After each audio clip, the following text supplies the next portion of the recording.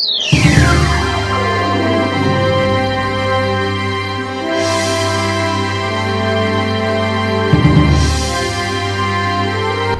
na ang balitang Tomasino. Nabigo ang UST Growling Tigers na tapusin ang serye matapos silang talunin ng De La Salle University 70-77 sa kanilang ikalawang pag-aarap sa finals ng UAAP Men's Basketball noong Sabado. Bagamat tagpasabog ng 28 puntos si Jeric Teng, hindi nagawang makahabol ng Growling Tigers sa sunod-sunod na opensa ng La Salle.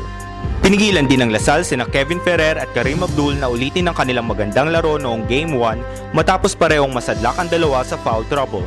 Nakahabol ang Tigers sa simula ng third quarter matapos magpakawala ng magkasunod na tres sina Teng at Clark Bautista na nagpababa sa lamang ng La Salle sa isa.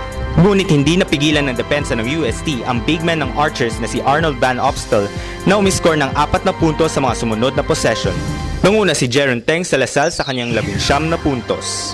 Ayon kay Coach Pido Harencio, hindi maganda ang kanilang simula, ngunit sinabi niyang buhay pa ang Tigers. Tumabla lang sila. Tumabla lang sila. Oh, may winner take all game pa. Masanay tayo sa dulo tayo. Ngayon, ayusin na natin lahat.